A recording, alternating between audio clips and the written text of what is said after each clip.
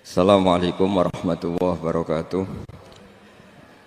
Bismillahirrahmanirrahim. Nahmaduka ya ghafuru ya syakuru. Mashalli wa sallim barik ala sayyidina maulana Muhammadin wa ala alihi wa sahbihi asma'in nama ba'du. Sampean sing melarat ya cita-cita wae duwe dhuwit sing dadekno gampang salat. Lah nek sampean wis betah melarat, tapi kula melarat lah salat teng mriki lancar ya alhamdulillah. Jadi kan gak masalah, kan gak ada akibat apa-apa. Tapi ki aja mikir ngono, gara-gara melarat tembus tuk turunan iso wae anak sing buruh. Sampeyan ngalami hal yang tidak kamu alami. Lho kan mungkin saja saking kowe melarat terus anak sampeyan buruh di Jakarta sing roh sapa? Buruh ning wong sing ora salat. Aja kok mentang-mentang kowe saiki gak ngalami, gak mikir anak lha iku termasuk harus kamu pikirkan juga. Niki syariat. Kowe kudu mikir apa wal yakhsal ladzina law taraku min khalfihim napa dzurriatan diafan khaufu alaihim, tetep kudu mbok pikir. Mulane ketikane Kanjeng Nabi beja-bejane wong iku sing duwe dhuwit utawa pangkat sing yutahassanu bihi min dini, sing iso nggo bentengi napa agama. Lah nek kowe nglakoni ngono demi anak iku tidak ngurangi zuhud. Bahkan kok Nabi Khidir dadi panitiane anake sampeyan. Iku sing diceritakno teng Ashabul Kahfi. Ketika ana cah cilik anake wong soleh, abahe kabundut. Abahe sempat nyimpen emas batangan, keleng-eleng kene. Dadi dhisik ana wong soleh mati nyimpen emas apa? Batangan ora. Mboten niki emas batangan ora, Mas. Disimpen nang tembok. Suatu saat tembok niku badhe rubuh. Konsekuensine nek rubuh emas batangane konangan. Nek konangan dipek wong dolim. Lha ape rubuh ditata Nabi sinten? Khidir. Nabi Musa protes, wong karuan tembok ape rubuh kok mbok tata, padahal penduduk kene iku wonge nakal-nakal. Terus jawab Nabi Khidir seperti wa amal jidaru fakana li hulamaini napa yatimaini fil madinati wa kana tahtahu kanzul lahuma wa kana abuhuma sholihah. Dadi fatwa-fatwa zuhud sing berlebihan wong ra oleh nabung ngomong kosong, tak jamin. Itu ditentang oleh ulama-ulama syariat. Karena di cerita Ashabul Kahfi ini jelas kan, wong soleh nyimpen emas batangan ning tembok demi anake, keberlangsungan kesalehan apa? Anake. Ternyata dipanitiani Nabi Khidir. Supaya emas iki gak jatuh ke tangan-tangan orang zalim.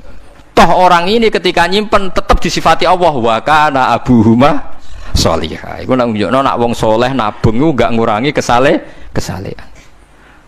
Tapi rasa mbok mafhum mukhalafah nek ora nabung ora saleh. Innalillahi wa inna ilaihi raji'un. Ora usah ngono, ora usah mbok jero-jero. Pokoke intine iku ana ayat wong saleh nabung iku gak ngurangi kesalehan. Wa kana abuhuma sholihah. Saiki wong do ora ngalim, sing fatwa zuhud berlebihan nganti wong sawangane duwe dhuwit dosa. Padahal mau dukung awake dhewe, paham nggih sing fatwa iku dukung napa? Awake dhewe. Keliru, pokoke barang berlebihan keliru. Lah sing seneng donya berlebihan. Nganti miliaran ku gak jelas hitungane. Ya nek cara kula sak sedengan misale sak rugen mati ya warisan piro kan? 50 juta. Piro? Mesin bubut anake cek kangelan. Maksudnya cek kangelan ngerjakno. Nah Mas sak karek ngedol lho. Mboten sing bener ya emas utawi ya tabungan lho. Mesin bubut padha karo ngeke penggawean. Mboten kula setuju mbek fatwane Ibnu Khaldun karena berdasar sejarah itu enggak ada nabi kecuali dari keluarga terhormat. Lah terhormat itu tadi terus kata Imam Ghazali sebetulnya ada harus terhormat kamu jadi presiden atau bupati. Ada adnal mal, ini rungokno tenan. Ada adnal mal atau adnal jah yang yutahassanu bihi min dini supaya bisa menjaga agama. Lah sekarang kalau pertanyaannya gimana Gus kalau globalisasi itu tadi jangan-jangan misalnya kalau kita ngobong gereja di Indonesia misalnya terus masjid yang minoritas di negara lain diobong sebagai balasan perlakuan umat Islam mayoritas di Indonesia terus gentinan Islam sing minoritas di negara lain ditindak. Itu jangan-jangan kita termasuk sebab dan teori itu juga sah. Wong pangeran yo momo tenan, cara ora pangeran yo kapok tenan mbek teori iku. Cara ora pangeran. Makanya niku nyata, wong sahabat tuh jenenge sahabat anyar-anyar Islam nggih over. Kados Ruhin Mustafa seneng-seneng kula atau over. Saking overe bedina misoi gereja, misoi watu pangeran itu. Jancuk watu kok disembah. Pangeran nopo watu jancuk watu disembah. Akhirnya wong kafir malah sebih jancuk pisan pangeran. Pangeran akhirnya kena kan. Pangeran ya pangeran Allah akhirnya kena. Akhirnya ana syariat anyar. Wala tasubbul ladzina tu'una min dunillah fayasubbu wa adwam bi ghairi ilm. Mat sahabat temu aja oleh misoi pangerane wong kafir. Kurbane aku mat. Jadi jangan kira semangat tuh. Misalnya kaya Ruhin terus semangat ngiyakno aku ora ngiyakno Kiai liya aku ora damuk kiai akeh. Dadi kabeh melane Nabi nate dawuh la yasubbur rajulu abahu. Wong jogeman misoi bapake. Sampai Nabi dibantah ya Rasulullah wa hal yasubbur rajulu abahu. Mosok tiyang misoi bapake piyambak. Terus Nabi jawab ya subbu abar rajuli faya subbur rajulu abahu. Ya misoi bapake wong, akhire bapake dekne dipisoi. Ya mau misoi pangerane wong, akhire pangeranem dipisoi. Lah pangeranem ku sapa ora Allah kan? Nah, sistem global itu ya teori itu ya mungkin. Jadi kalau Anda berbuat baik sama agama lain, mungkin agama lain berbuat baik sama kita. Di negara yang saudara kita minoritas, kayak di Bosnia, di Rohingya, di Phuket, di macam-macam, di Mindanao, mungkin bahkan di Amerika. Wong kendel ning Pulau Jawa perlu ditakoki, kowe kendel mergo mayoritas apa mergo jihad. Sampeyan tak ceritani ini kisah nyata kula ndek kanca khusuk era karuan. Nek ana ora salat giye ding era karuan. Islam apa Islam ra gelem salat ngene. Suatu saat dek niku uripe ra karu-karuan akhire pindah ning Irian Jaya. Ning daerah mayoritas Kristen. Bareng kenalan kabeh jenenge martune sapa Kristen-Kristen. Suatu saat kenalan mbek wong jenenge Kristen Abdul alhamdulillah padahal wonge ra salat. Mergo butuh tenan, butuhe ketemu Islam ra salat tak elas, penting apa? Islam. Terus dia ini sadar bener jenengan Gus, kula gedeng wong ra salat itu mergo ning Jawa Gus. Bareng ning Sumatera, ning di daerah Irian. Gak iso gedeng. Kowe gedeng wong ra salat tak ning Jawa, jajal saiki manggon Amerika. Ketemu wong asal padha Islam ya wis weneng. Lah iya artinya hukume wong gak ternyata ada ruang dan apa? Waktu. Ya kok kowe darani bojo mayu mergo ora tau metu. Kayak ngono. Soreng metu mesti tak ngerti kan waduh. Dadi wong ora ono sing bener asli paham iki cerita wong asli ora ono sing bener. Angger ana pembanding ya takobal apa napa minna minkum takobal apa. Ya kan. Mulane nganti dadi guyonan kena apa wong tuwa kok asring bojone do ucul mergo sing lanang ndelok bojone wong liya. Lali bojone sing elek terus dibarno. Ya tenan sebagian yang ngono tenan. Wong akeh sing diamuk sing lanang. Wong kok ayune ngono. Ngomong apa, Pak? Lha niku kanca kula tenan. Ngomong apa, Pak? Ya jujur wae jare sing lanang jawab. Masa wong jujur gak oleh jare apa? Wong jujur apa? Lah saiki sampean mulai mikir.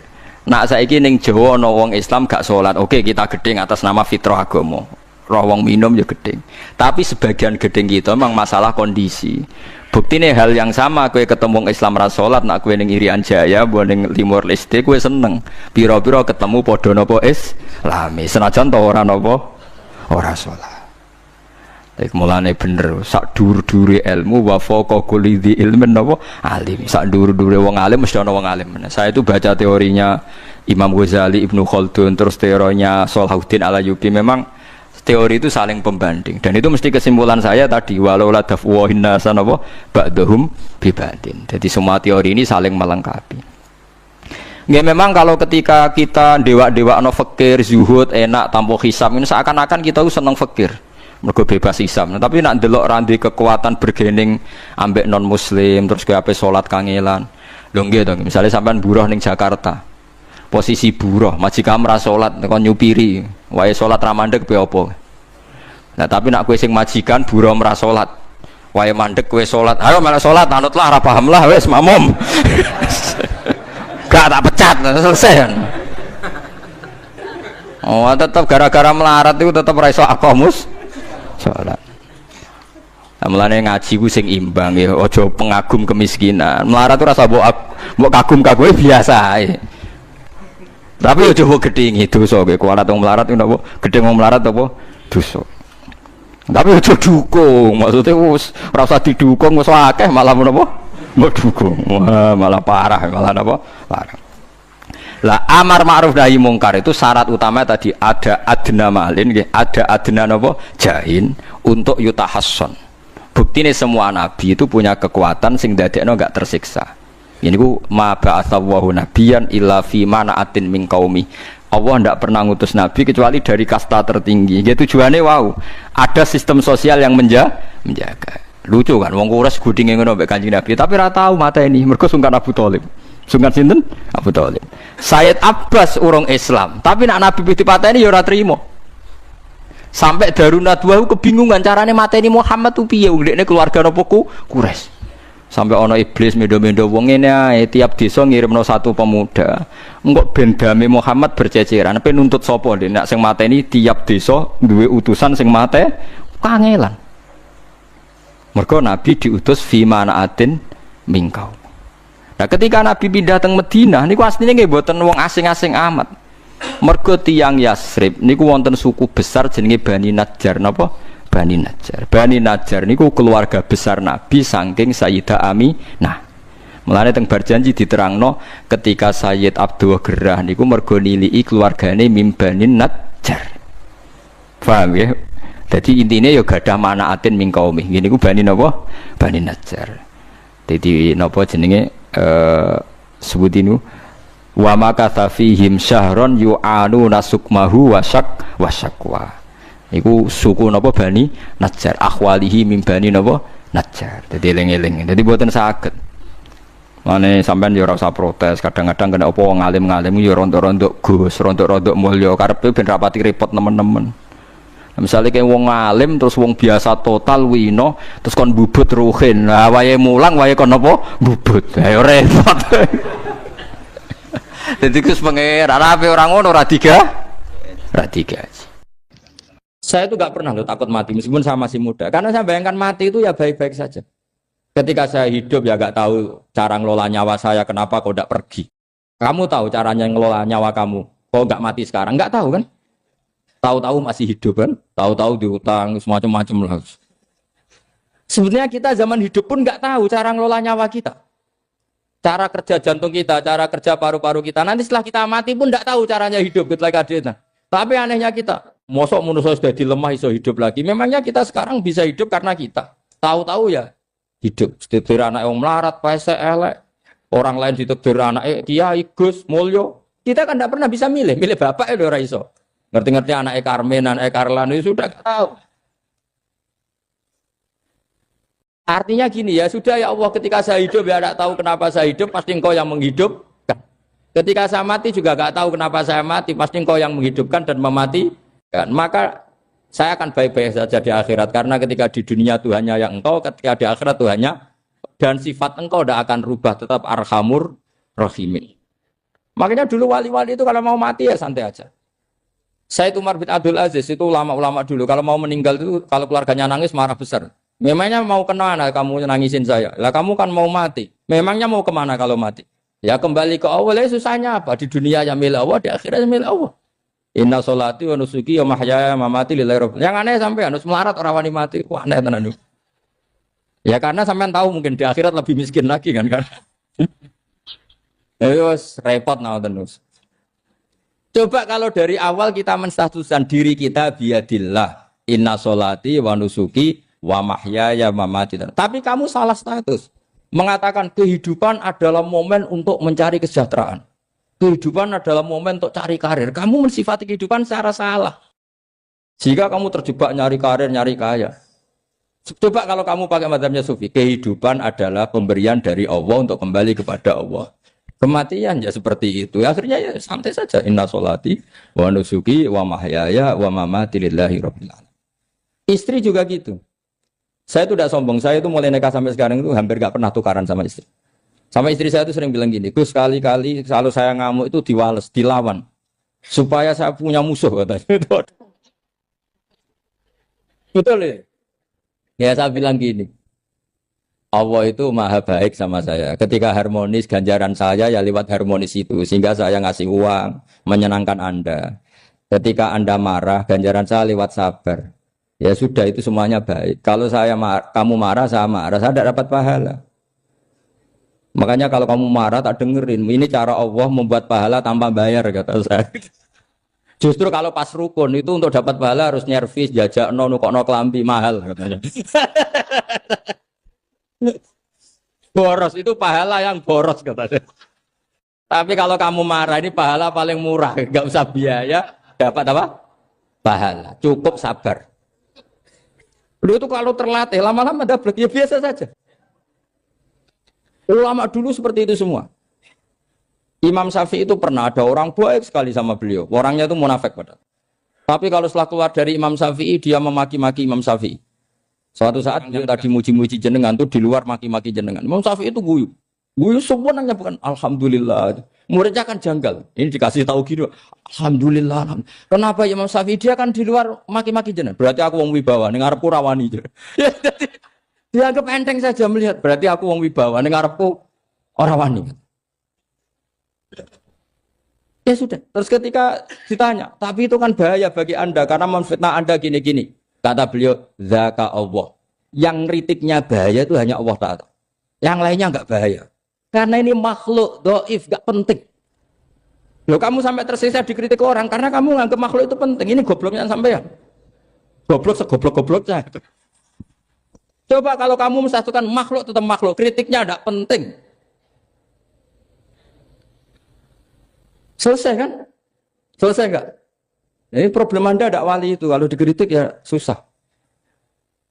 Makanya ada wali itu problem menurut saya. Makanya saya enggak ingin enggak jadi wali itu kan. Karena hanya wali yang hidupnya itu la khaufun alaihim walahum. Ya. Orang dulu tuh semudah itu hidup. Gampang sekali. Dulu ceritanya di antara ceritanya manakibnya Said Ja'far Shadiq itu, kalau ada orang memaki-maki dia itu dikirimi hadiah. Kenapa ya? Karena kebaikan kamu telah kamu berikan kepada saya, ini hadiahnya. Sampai malu yang kritik itu. Dan kalau orang rasani itu kan kebaikannya dikasihkan sama yang dirasani. Lah kamu kan ngajinya seperti itu, tapi dirasani kok susah. Harusnya kan kasih aja, ditransferi saja. Alhamdulillah. Ya karena kita salah menamain tadi. Sing rasani pembenci. Pembenci itu bahaya. Sehingga kamu mereaksi secara serius. Coba kalau kamu pakai hukumnya Allah dan Rasul. Pembenci itu pemberi kebaikan. Istri marah adalah pemberi kebaikan. Ada yang berani mulai meraktekannya. Latih begitu terus. Insya Allah nanti hidup kamu barokah. Itu disebut wa'allama adamal asma. Dan itu yang diajarkan Rasulullah. Rasulullah itu kalau ngajarkan hidup itu gampang sekali. Allahumma ja'alil hayata ziyadatan li fi kulli khairin wal mauta rohatan li min kulli syarr. Jadi kalau kita hidup anggap saja peluang untuk nambah kebaikan. Kalau kita mati anggap saja akhir dari semua potensi kejahatan kita. Anda sekarang mungkin tidak zina tapi potensi zina. Anda sekarang tidak korupsi, potensi korupsi. Anda sekarang tidak selingkuh, tetap potensi selingkuh. Lah, anggap saja kalau mati berarti akhir dari segala potensi itu. Alhamdulillah. Makanya saya tuh nggak pernah takut mati. Karena saya misalnya setiap saat mati ya saya nanti akan bilang, ya Allah, ini sudah mau mati berarti mau akhir dari segala potensi keburukan saya. Alhamdulillah. Makanya itu ulama-ulama dulu kalau ada preman mati, saya guys, tonggone ra gelem muni saya. Wah, preman kurang ajar. Saya guys, tonggone tetap ra gelem muni saya. Padahal kiai ini muni, saya guys pun mati pun mboten sakit macam-macam niki pasti. Karena dia dengan mati berarti rohatan mengguli syarrin, keburukannya tidak terulang lah. Lah keburukan enggak terulang lagi itu saya apa buruk? Saya. Makanya kiainya minta saya nggih niki. Tonggone cek menengae. Saya nggih menengae. Makanya suatu saat kalau ada gitu kamu harus bilang apa? Saya pun mboten jahat malih pun mati. Jadi kayak apa coba? Coba sekali-kali statuskan kalau al hayat adalah ziyadatan lana fi kulli khairin. Al maut adalah rohatan lana min kulli. Sehingga kita hidup ya happy, mati juga happy, gak masalah. Terus kalau misalnya mendingin, tapi anak bojoku piye? Memang selama hidup anak bojomu bahagia. Petoke ya tambah musibah ya, Cok. Malah sombong lagi kamu, seakan-akan kamu Tuhan yang bisa mensejahterakan manusia. Wong isih urip kok bojomu wis ndonga muga-muga nang mati malah. Nah gak jelas termasuk dosane jenengan sedanten senengane cerita Nabi Adam. Nabi Adam mbok critakno dosane, mulane do kualat. Wong nyeritakno bapake kok nyeritakno napa? Dosane. Mulane kata kiai kualat, wong bapake kok diler-ler napa? Dosane. Mulane nak cerita Nabi Adam ini kedah sempurna. Terus niki kula cicil juz tunggal napa wa 'allama Adamal napa? Asma. Pertama kali hubungannya Nabi Adam kalian Allah Subhanahu wa taala ini hubungan mengajarkan nama sesuatu. Jadi sampean jangan pakai teori modern bahwa apa artinya sebuah nama. Nama itu penting sekali. Sekali penamaan itu salah, berarti Anda menstatuskan secara salah dan itu berakibat fatal. Jadi semua kesalahan manusia mulai periode syirik mensekutukan Allah itu karena kesalahan menyebut apa? Nama. Ini penting kolaboran. Jadi misalnya orang Arab itu ada batu tertentu yang dipahat disebut manat. Manat itu dari kosakata manan, pemberi. Yang satu disebut uzza, sesuatu yang aziz, yang agung. Sehingga akhirnya diperagungkan. Coba kalau misalnya manat dan lata itu ketemu orang Lasem, terus ditanyakan, ini batu apa ini? Dari Purwodadi apa dari Mojokerto? Yang mahat siapa? Ini irungnya tidak pas. Ini matanya kok agak picek. Andekan distatuskan seperti itu, kira-kira disembah apa enggak?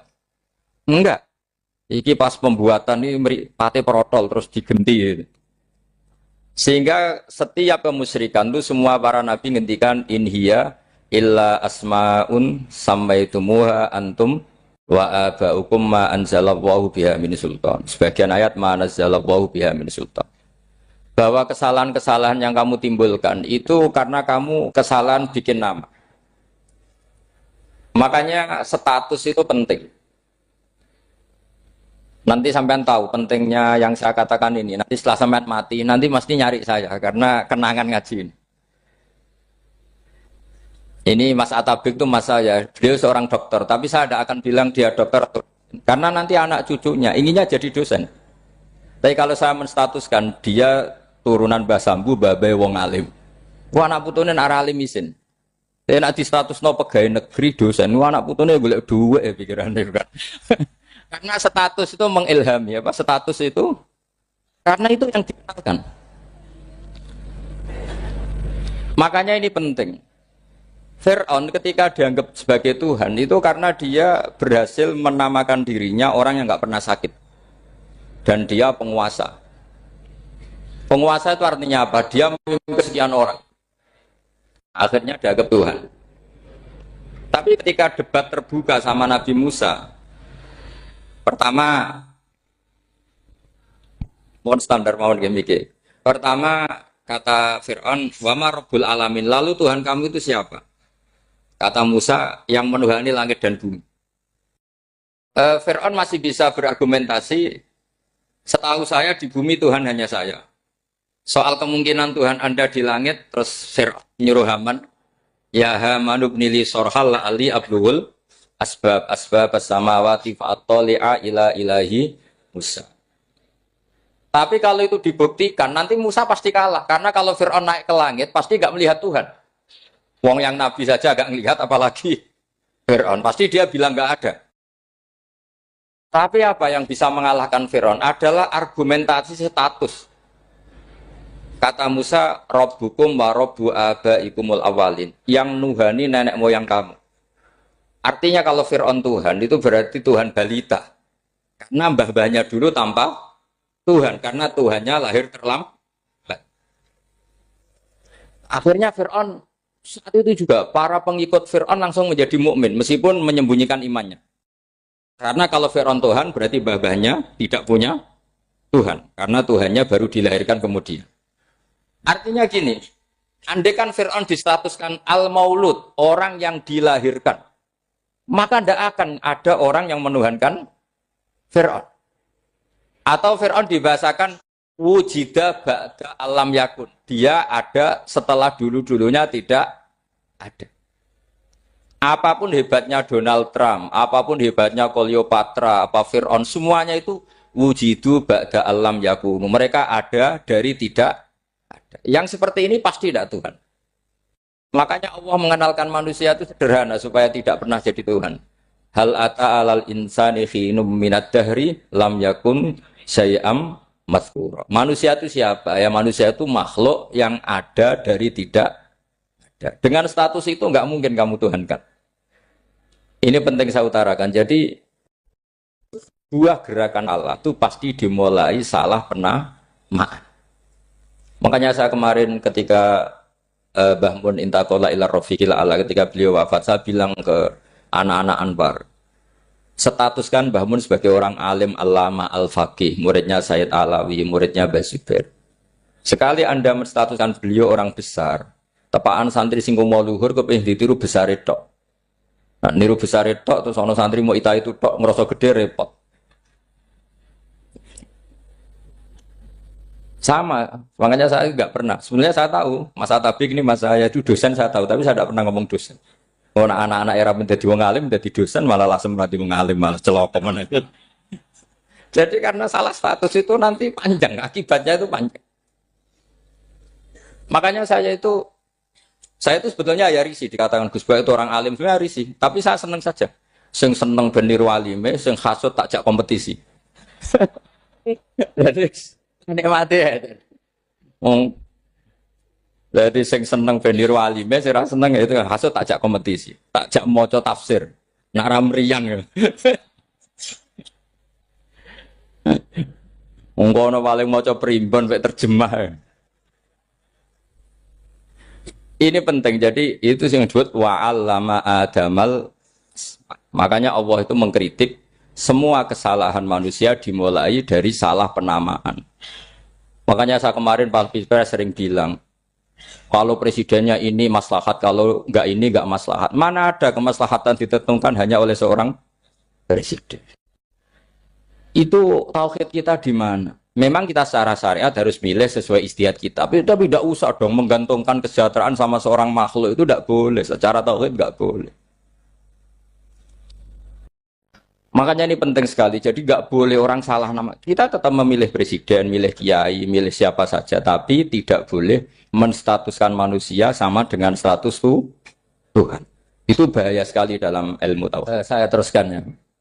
Nah ini sekaligus latihan tauhid sama latihan tafsir ya. Sampun nggih. Kula terusno malih. Pun santai mawon. Kula ki ikhlas ora ngarah gelo santai mawon. Wong umpama ora sida ngaji ora gelo apa meneh trimo mik rusak. Ndak karena saya itu insya Allah ndak akan pernah salah nama. Saya punya cerita ya, tentang nama itu. Ketika seseorang baik sama tetangga, itu kalau sampean seorang mukmin yang mukhlis, mukmin yang ikhlas, pasti ya karena diperintah Allah. Saya ngajar seperti ini karena diperintah Allah. Baik sama pernah sepuh karena saya turunan Mbah Sambu, ya karena menghormati Mbah Sambu. Itu bagus. Sehingga dulu itu ada ulama, saya berkali-kali cerita, ada ulama punya tetangga itu berdua anak muda. Ya Ahmad, silahkan ke rumah saya, datang. Setelah datang ke rumah pemuda tadi, kata pemuda tadi, ya Ahmad silahkan kembali, saya tidak butuh kamu. Kembali Imam Ahmad, dan santai saja.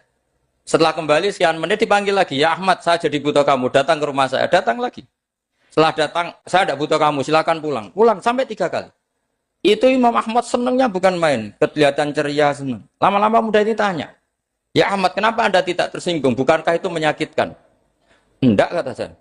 Tapi saya akan menyebalkan. Enggak kata saya. Kata Imam Ahmad, kenapa aja? Saya ini diperintah sama Allah, kan apik mbek tangga. Dadi nek mbok undang ya teko, mbok kon mulai ya mulai. Alhamdulillah iso nglakoni perintahe Allah. Dadi aku ora ono hubungane mbek kowe. Sehingga orang itu gak bisa didikte oleh di sekelilingnya karena ya hubungannya langsung sama Allah Subhanahu wa Ta'ala. Jadi dulu tuh orang jadi wali itu segampang itu. Kalau kamu kan enggak, hukum tentang tetangga itu kamu kayak orang kapitalis, kayak orang komunis, pakai teori sosial. Nak diapik yo apik, dielek yo elek. Itu kan pikiran PKI. Artinya satu perilaku sosial didikte oleh makhluk itu perilaku orang mukmin atau orang ke PKI. Itu orang PKI. Kalau orang mukmin ya mangkana yu'minu billahi wal yaumil akhir fal yukrim jarahu, kita baik sama tetangga karena diperintah Allah, sehingga kecewa ada kecewa ya santai saja. Imam Ahmad katanya, kenapa engkau tetap ceria? Aku ora urusan mbek kowe, urusanku mbek pangeran. Pangeran ngutus sampe mbek tonggo. Saya ulang lagi ya, terus tentang napa wa 'allama adamal asma. Jadi andaikan seorang manusia melakukan kebaikan karena dia makmur, amarahu wa. Kita diperintahkan Allah baik sama tetangga. Ya biasanya tetap seperti itu. Kita diperintahkan Allah baik sama. Sehingga ketika ngalami kayak yang dialami Ahmad, kita santai saja. Ketika kita datang bi amrillah, ketika kembali ya bi amrillah. Sehingga ya sudah kita dapat pahala. Tapi kalau kamu kedikte secara sosial, maka kamu akan menjadi orang murahan. Yaitu seorang ulama didikte oleh anak muda yang kampungan. Justru kita kalah kan. Kita kampungan sekali karena kita ulama senengnya kalau disenengkan orang, mangkelnya kalau dimangkelkan orang. Artinya apa? Kamu didikte makhluk. Itu kerennya di mana coba? Kerennya di mana? Enggak ada sama sekali.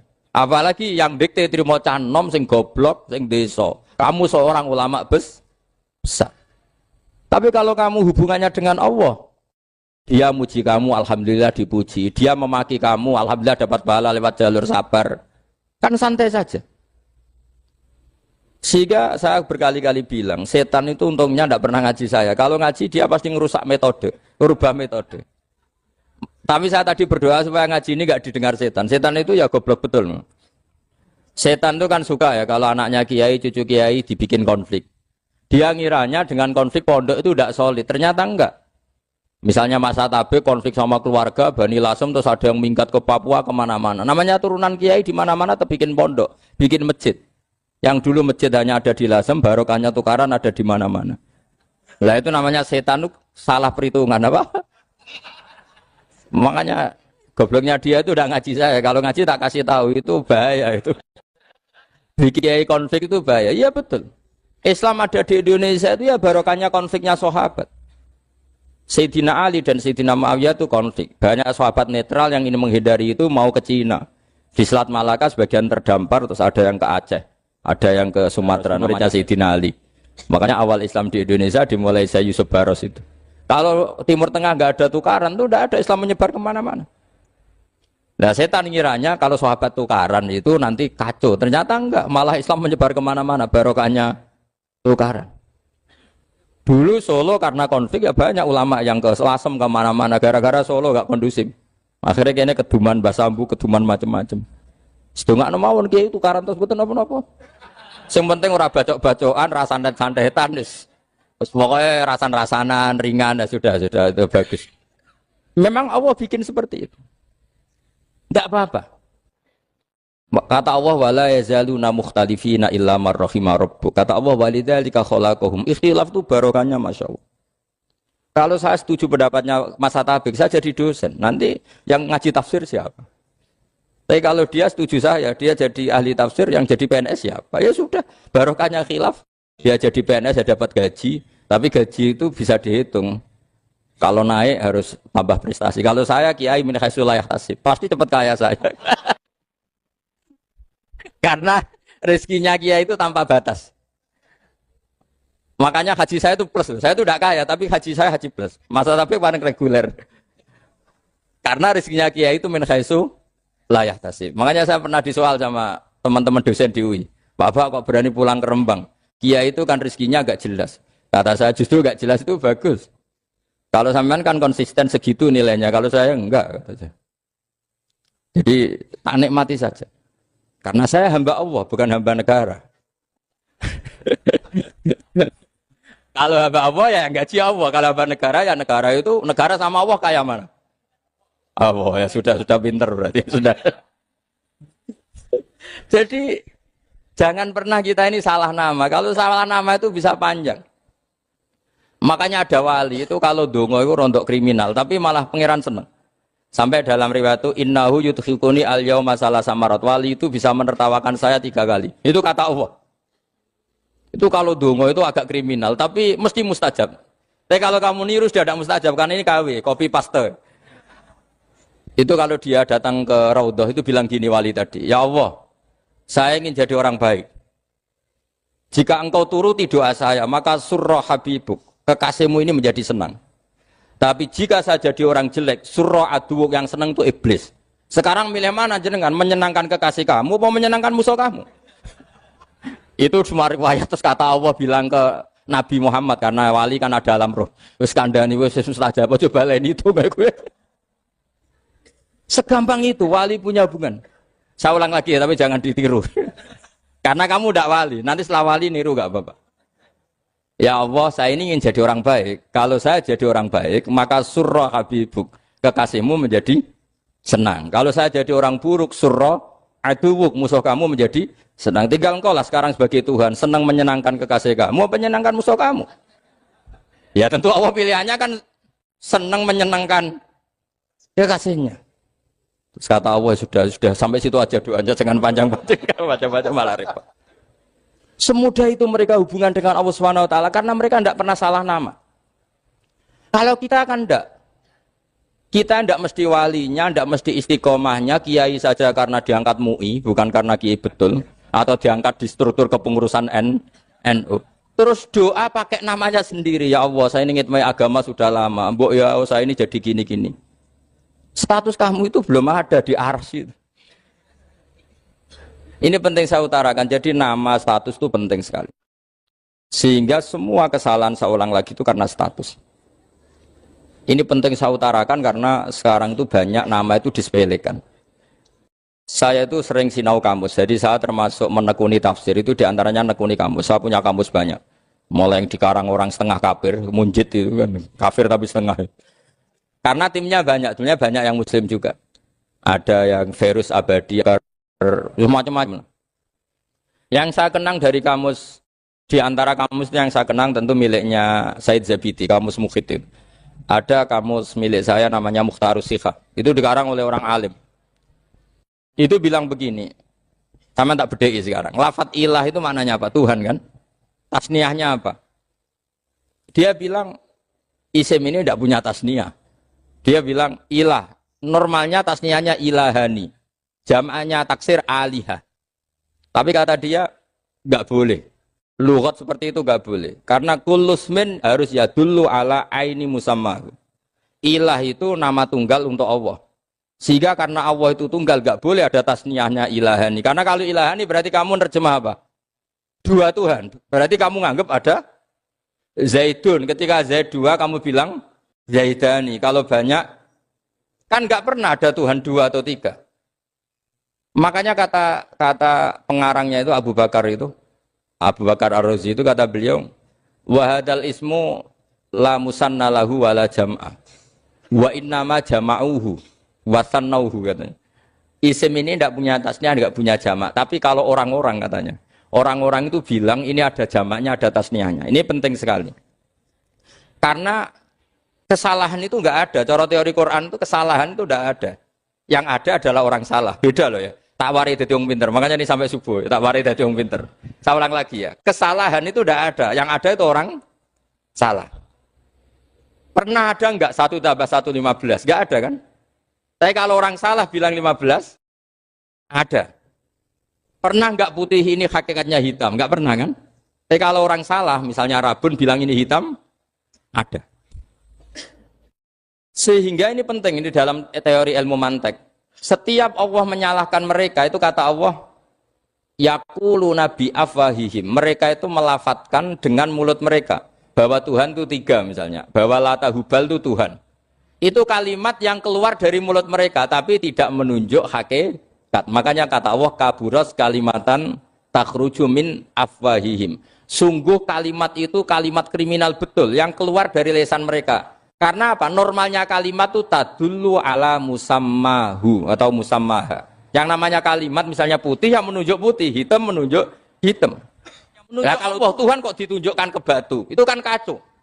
Tuhan kamu siapa? Hubal, itu batu apa Tuhan? Batu. Tuhan kamu siapa? Yesus. Yesus itu manusia apa Tuhan? Manusia. Makanya kata Allah, kaburos kalimatan takhruju min, mesti itu ayat iyaquluna illa kadiba. Ini penting saya utarakan. Jadi makanya kesalahan itu tidak ada, yang ada itu orang salah. Makanya kata Allah ja'al haqqu wa zahaqal batil. Kalau ada hak pasti batil itu hilang. Tapi orang yang meyakini kebatilan banyak, tapi kebatilan itu tidak ada. Pernah ada enggak 1 tambah 1 15? Enggak pernah ada kan? Tapi kalau orang bilang itu ada. Ini penting saya utarakan. Makanya kamu jangan janggal. Kata Allah ja'al haqqu wa zaqal batil. Ternyata sekarang kebatilan ada di mana-mana. Barang batil itu enggak pernah ada. Yang ada pelakunya. Misalnya nyon saya misalnya gini. Zina itu mengenakkan apa enggak? Kata orang yang ahli nafsu mengenakkan. Tapi hakikatnya tidak pernah mengenakkan. Sekarang tanyakan yang pernah melakukan itu, yang terhantui dosa oleh itu. Hakikatnya menyakitkan apa mengenakkan? Menyakitkan. Tapi yang bilang mengenakkan ada, tapi hakikatnya tetap menyakitkan. Nah, semua kesalahan manusia itu dimulai cara membahasakan. Mengambil uang negara korupsi itu kata yang baru keturutan nafsu nih. Enak punya uang banyak, mengenakkan. Tapi kata yang sudah ketangkep, menyakitkan. Nah, faktanya korupsi itu dihisap sampai akhirat. Statusnya itu menyakitkan apa mengenakkan? Menyakitkan. Andai kan orang menstatuskan korupsi menyakitkan, maka akan menjauhi korupsi. Makanya semua kesalahan itu dimulai dari salah memberi nama. Ini penting saya utarakan supaya kamu kalau menafsirkan Quran itu nanti terus benar. Makanya setiap kesalahan kata Allah apa? Kaburas kalimatan takhruju min afwai. Nah, kalau kalimat itu nyata kata Allah kalimatu haqqin aliyana nahya wa aliyana mut wa aliyana nub'as. Atau katanya istilah pangeran dzalika bi anna wal haqqu wa nama yatuna min dunihi wal batil. Nanti terus urut, sampean baca Quran nanti bisa kayak saya, urut, konsisten. Yaitu tadi. Misalnya Fir'aun itu orang pakai status yang diajarkan Allah ke kita. Fir'aun adalah wujida ba'da alam yakun. Fir'aun adalah makhluk yang sekarang ada, tapi dulu-dulunya tidak ada. Padahal sebelum ada Fir'aun sudah ada bumi, ada langit, ada matahari. Sebelum ada Yesus, ada Isa, sudah ada bumi, ada matahari. Artinya apa? Zaman langit bumi ada, penyebabnya Isa apa enggak? Enggak kan? Karena dia ada setelah adanya langit dan bumi. Fir'aun juga gitu. Yesus juga gitu, semuanya begitu. Makanya Allah mengajari kita apa? Hal ata alal insani hinum minad dahri lam yakun syai'am madhkura. Katakan manusia itu siapa? Manusia adalah makhluk wujud yang dulu tidak. Sekarang banyak enggak orang yang sudah kaya sebelum Pak Jokowi jadi presiden, sebelum Pak SBY jadi presiden, sebelum Pak Karno jadi presiden? Banyak enggak yang sudah kaya sebelum? Banyak kan? Artinya yang mengkayakan itu presiden Pak Allah. Allah. Sekarang kamu miskin, kamu enggak bisa nyalahkan Pak Jokowi. Sebelum Pak Jokowi presiden kamu sudah miskin. Ya, artinya yang memiskinkan itu presiden apa takdir? Takdir. Makanya wa anna ila rabbikal muntaha wa annahu adhaka wa abka wa annahu amata wa ahya wa annahu khalaqaz zawjaini dzakara wal unsa. Jadi kita miskin ya karena kehendak Allah, kita kaya kan semua itu karena Allah. Tapi kita terjebak hukum modern. Nak presiden iki sejahtera, nak iki ora. Ya mungkin secara bahasa syariat mungkin ada benarnya, tapi kita ini kan dilatih ilmu hakikat. Tak ulang malam 13 Dzulhijjah masuk ilmu cek syariat tok. Oh gak pinter-pinter banget cek goblok kan gitu. Kenapa nama itu penting? Begini. Alam yang dipakai Quran, alam itu nama ya, alam mangkul. Semua alam. Wah nanti subuh tak jamin pinter nih. Tapi saya tetap mau setengah jam. Karena saya tahu sampai subuh pun kira-kira ya tidak pinter, jadi ya setengah jam. Jadi nanti kalau kamu ditanya, kenapa tidak pinter? Mari Gus Bak mulangnya mau setengah jam. Punya alasan. Kalau sampai subuh kok gak pinter kan, goblok banget nanti subuh orang pinter. Iya, nak orang-orang bilang gitu. Lah anak saya ngomongin, oh mesti salah metode, gurune yang salah. Diulang orang pinter-pinter mesti salah sing mulang gitu. Pala repot lagi nanti. Saya beri satu teori bahwa nama itu penting. Rasulullah itu pernah guyon gini. Ini guyon betul ada di hadis Sahih, ada di juz 3 di kitab Bukhari. Allah itu kalau ingin bully, Allah itu suka bully, suka goda orang. Kalau ingin bully orang kafir itu menamakan kekasihnya namanya Muhammad. Makanya Nabi pernah guyon. Ala ta'jabuna kaifa yasrifu wa anni satma quraisin wa la'nahu. Kenapa Anda enggak pernah berpikir bahwa Allah begitu mencintai saya sampai bikin nama untuk saya itu nama yang membingungkan semua orang kafir. Karena kalau Abu Jahal nyari Muhammad mana itu kalau kamu tahu bahasa Arab, berarti artinya kan orang terpuji mana. Padahal Abu Jahal itu menghindari kata orang terpuji. Jadi bingung dia. Muhammad kamu jancuk, coba kamu terjemah. Wahai orang terpuji kamu. Itu kan kado semua.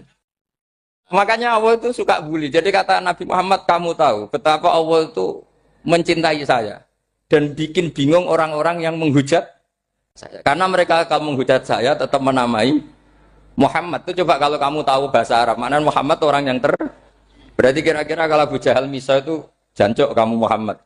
Berarti artinya apa? Wahai orang terpuji, kamu jancuk. Ini kalimat yang kacau kan? Akhirnya Abu Jahal pinter. Kalau nyari Muhammad bilang gitu. Ya mudammam, ainal mudammam. Makanya kata Nabi, yastamu namudammaman wa yal'aunu namudammaman wa ana Muhammad. Akhirnya Abu Jahal kalau nyari Muhammad, ainal mudammam, mana orang yang tercela? Akhirnya orang-orang tanya, mudammam itu siapa? Muhammad itu loh. Akhirnya dia kayak gitu lagi. Ya Muhammad itu loh. Akhirnya ya bilang Muhammad lagi. Jadi kayak apa? Makanya itu saya mangkal kalau sama orang dan anaknya Kiai jenenge Agus karena ya tetap diceluk Gus. Karena ya saya itu punya teman itu gak Gus, mangkalnya bukan main sama anaknya Kiai. Dia punya cita-cita anaknya nanti dinamai hanya Agus saja. Supaya semuanya manggil. Terus nanti yang hasut ya bilang Gus. Kayak kemarin pas Pilpres itu macam-macam. Tapi ini penting saya utarakan. Jadi nama itu nggak boleh salah. Status juga nggak boleh salah. Makanya saya ingin misalnya anaknya Kiai kok jadi pejabat. Ya sudahlah, jabat itu. Saya betul. Saya sampai sekarang dengan Gus Yasin itu ya tetap nyucup. Saya bilang ini putra guru saya, ini Gus saya. Saya tidak pernah membahasakan beliau wakil gubernur. Bahayanya nanti suatu saat, oh ini mantan, kan repot. Jadi ini penting, status itu penting. Orang sekali salah status itu bahaya, ke depan itu bahaya sekali. Karena tadi saya bilang